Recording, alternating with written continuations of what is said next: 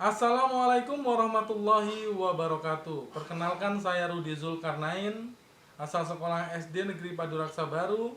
Saya CGP angkatan 9 tahun 2023. Tak terasa pendidikan CGP telah melewati tahap pembelajaran 1.1.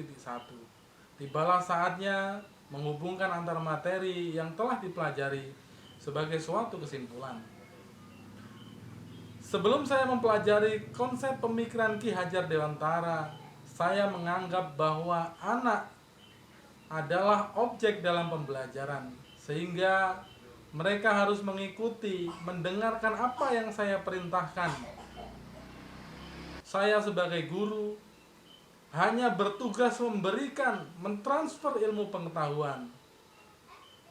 Saya menganggap anak harus memahami semua materi sesuai dengan muatan kurikulum yang ada.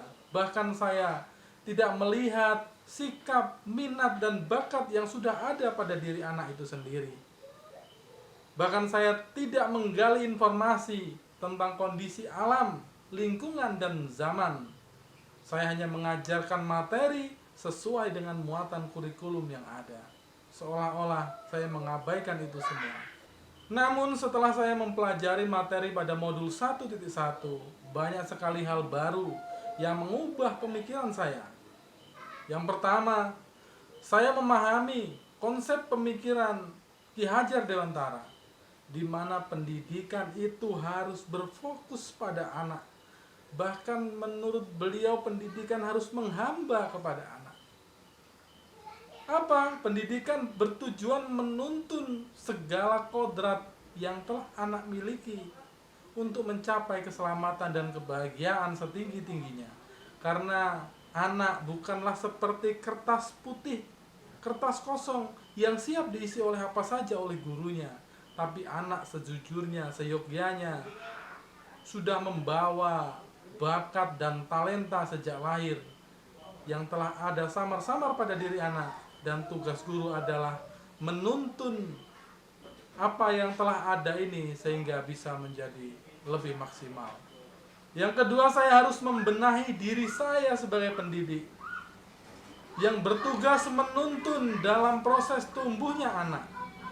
Menuntun saya artikan memberikan teladan, bimbingan, arahan, dan dorongan kepada anak agar mampu mengembangkan potensi, minat, bakat yang dibawanya. Pendidik adalah pamong yang bertujuan untuk momong. Momong siapa? Momong agar anak-anak kita menjadi manusia yang merdeka secara lahir dan batin. Saya juga semakin memahami bahwa dalam pendidikan harus memperhatikan kodrat alam dan kodrat zaman. Kodrat alam artinya kita harus melihat sekeliling kita. Kita harus melihat lingkungan di mana anak didik kita dididik. Tidak hanya diajarkan. Kita harus melihat dan semua pembelajaran kita harus sesuai dengan relevan dengan kondisi alam itu. Sedangkan kodrat zaman, kita harus melihat bagaimana perkembangan zaman pada saat ini. Kita tidak bisa menyamakan pendidikan kita zaman kita SD dulu dengan kita mengajar SD yang sekarang. Kenapa? Karena berbeda. Karena berbeda. Zaman sudah berubah. Zaman sekarang sudah memasuki era industri 5.0, di mana sudah semakin canggih dan sudah muncul AI yang dikombinasikan dengan robot-robot yang akan membantu kehidupan manusia.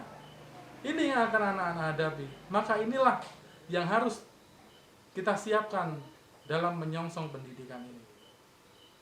Yang keempat, saya memahami makna dari semboyan pendidikan itu sendiri. Ing ngarso sung tulodo, ing madya mangun karso, tutwuri handayani. Sehingga mampu merubah pemikiran tentang pendidikan yang awalnya hanya sekedar mentransfer pengetahuan kepada anak, berubah menjadi proses menuntun anak pada keselamatan dan kebahagiaan, baik secara lahir maupun batin. yang berarti menjadi manusia yang merdeka, senang, ikhlas, dan rela dalam pembelajaran. Adapun beberapa hal yang akan saya terapkan agar pembelajaran di kelas mencerminkan pemikiran dari Ki Hajar Dewantara. Yang pertama, saya akan merencanakan pembelajaran yang berpihak kepada anak, pembelajaran yang inovatif dan menyenangkan. Yang kedua, saya akan membuat kesepakatan bersama dengan anak didik saya, sehingga anak-anak mampu menumbuhkan kesadaran belajar bersama tanpa ada paksaan. Inilah konsep merdeka belajar. Yang ketiga, memberikan teladan kepada peserta didik dengan melaksanakan pembiasaan untuk menumbuhkan budi pekerti dan kebiasaan baik, yaitu sholat wajib, karena kondisi alam lingkungan mayoritas bahkan 100% adalah umat muslim.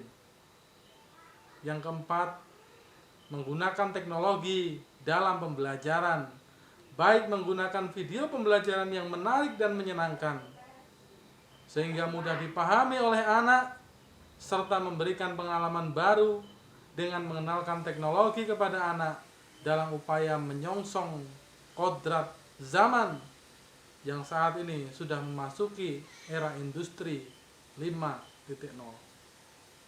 Demikian kesimpulan dari saya setelah mempelajari bab ini. Saya Rudi Zulkarnain, mohon maaf jika ada kesalahan. Saya akhiri, wassalamualaikum warahmatullahi wabarakatuh.